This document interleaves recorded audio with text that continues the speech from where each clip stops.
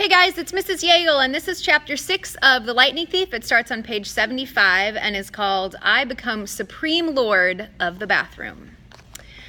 Once I got over the fact that my Latin teacher was a horse, we had a nice tour, though I was careful not to walk behind him. I'd done Pooper Scooper Patrol in the Macy's Thanksgiving Day Parade a few times, and I'm sorry, I did not trust Chiron's back end the way I trusted his front. We passed the volleyball pit. Several of the campers nudged each other. One pointed to the Minotaur horn I was carrying. Another said, "That's him." Most of the campers were older than me. Their satyr friends were bigger than Grover, all of them trotting around in orange Camp Half-Blood t-shirts with nothing else to cover their bare, shaggy hindquarters. I wasn't normally shy, but the way they stared at me made me feel uncomfortable. I felt like they were expecting me to do a flip or something. I looked back at the farmhouse. It was a lot bigger than I'd realized. 4 stories tall, sky blue with white trim, like an upscale seaside resort. I was checking out the Brass Eagle weather vane on top when something caught my eye, a shadow in the uppermost window of the attic gable. Something had moved the curtain, just for a second, and I got the distinct impression I was being watched. "What's up there?" I asked Chiron. He looked where I was pointing, and his smile faded. "Just the attic. Somebody lives there?" "No," he said with finality. "Not a single living thing." I got the feeling he was being truthful, but I was also sure something had moved that curtain. "Come along, Percy," Chiron said, his light-hearted tone now a little forced.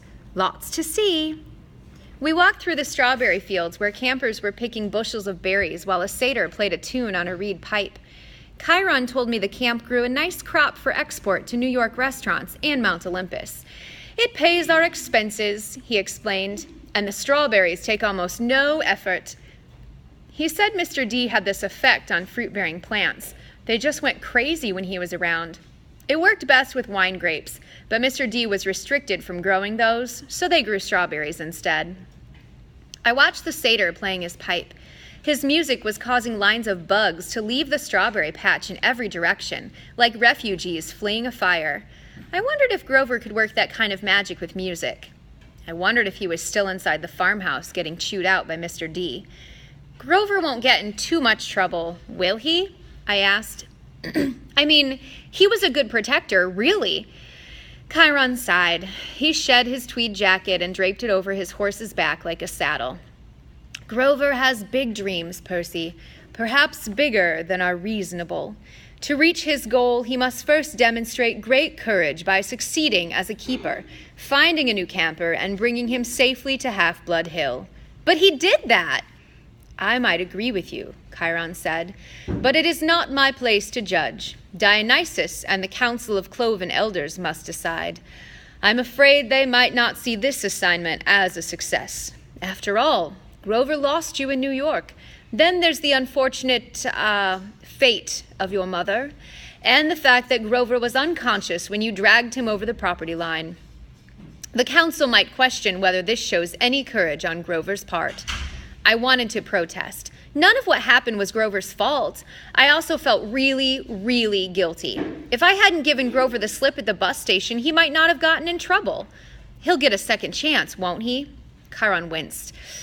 "I'm afraid that was Grover's second chance, Percy. The council was not anxious to give him another either, after what happened the first time, 5 years ago. Olympus knows I advised him to wait longer before trying again. He's still so small for his age."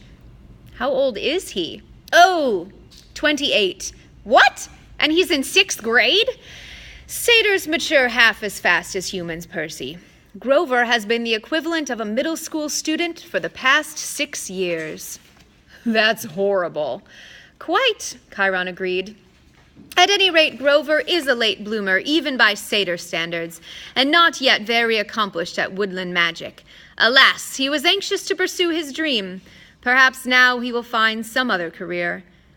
"That's not fair," I said. "What happened the first time? Was it really so bad?" Chiron looked away quickly. Let's move along, shall we?" But I wasn't quite ready to let the subject drop. Something had occurred to me when Chiron talked about my mother's fate, as if he were intentionally avoiding the word death. The beginnings of an idea. A tiny hopeful fire started forming in my mind.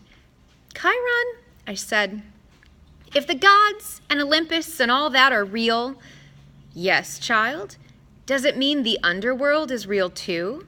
Chiron's expression darkened. Yes, child. He paused as if choosing his words carefully.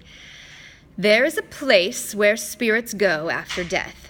But for now, until we know more, I would urge you to put that out of your mind.